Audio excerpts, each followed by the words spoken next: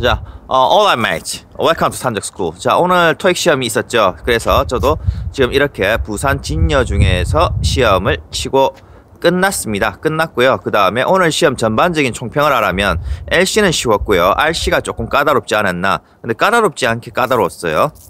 그랬고요. 그 다음에 LC 같은 경우는 속도가 좀 빨라가지고 그냥 ETS나 YBN 교재를 진짜로 철석같이 믿고 시험 치신 분들은 오늘 조금 많이 당황하지 않았을까 싶습니다.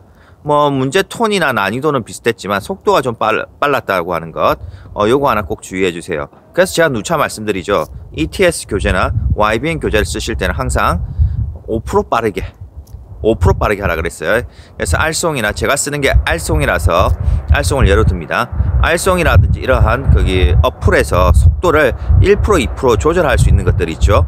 그러면은 여러분들이 고득점을 노린다면 LC는 거의 만점급이 나와야 되거든요. 그러려면 여러분 어떻게 해야 되겠어요? 만점급이 나와야 되니까 속도를 5% 빠르게 파트 1, 2에서 그 다음에 파트 3, 4에서는 3% 정도 빠르게 스피커로 들으시는 거 제가 강추합니다.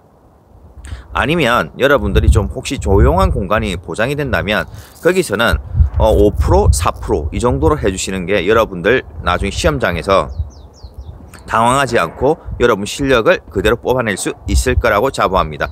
진짜입니다. 그렇다고 해가지고요, 좀 타사 교재들 좀 대도 안 하게 튠을 좀 조정해가지고 좀 듣기 힘들게 만들어 놓은 게 있거든요. 그런 것들은 좀 쓰지 마시고요. 이왕이면 LC는 YBM이나 그게 ETS 또는 이 정도 되는 톤을 그대로 유지해 주는 건데 살짝 좀 더 빠르다, 이러면 괜찮습니다. 네.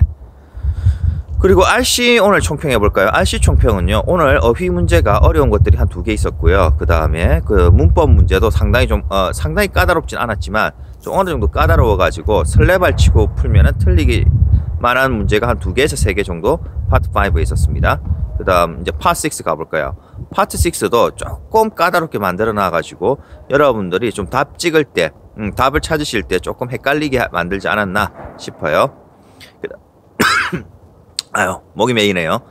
그 다음 이제 파트 7 갑시다. 파트 7은 단일 지문은 좀 까다롭게 만들었고, 그 다음에 이중 지문은 좀 많이 쉽게 만들어 놨어요. 그러니까 읽으면 좀 차분하게 읽어보면 답이 이제 뭐 튀어오르다시피 하는 게 이중 지문이었고, 삼중 지문은 튀어오르진 않지만 물 및 수면 밑에 있어갖고 어디 있는지 보일 정도? 뭐 그 정도라고 봐지더라고요. 단 삼중 지문 문제와 그 다음에 단일 지문에서 이번에 문단 넣기가 상당히 까다로웠던 것 같아요. 2문제 정도가 한 2번 정도, 2-3번 정도 읽어봐야 되는 그런 것들이 나왔습니다. 그럼 하나씩 한번 해봅시다. 우리 파트 1, 2 빠르긴 했지만 오히려 파트 1에서 조금 까다로운 문제가 있었지 않았나 싶었고요. 파트 2는 여러분들이 천재 문제집을 꾸준히 풀고 학원에서 여러분들이 뭐 내준 숙제 정도만이라도 제대로 하고 복습만 했다면 파트 1, 2에서는 틀릴 만한 문제가 한 2-3문제 될까요? 네, 그래 생각합니다. 여러분들이 고득점을 노린다면. 그 다음 2번째, 여러분들이 700만 넘기면 좋아요 하시는 분들은 이번 파트 1, 2가 분수령입니다.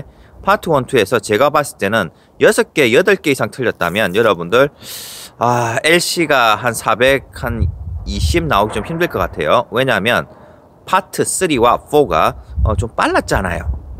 빨랐기 때문에 3, 4에서 여러분들이 생각보다 좀 많이 틀렸을 수 있어요. 그러니까 여러분들 그 저득점자일수록 파트 1, 2와 그 다음에 4에 조금 더 신경을 좀 써주셔야 돼요.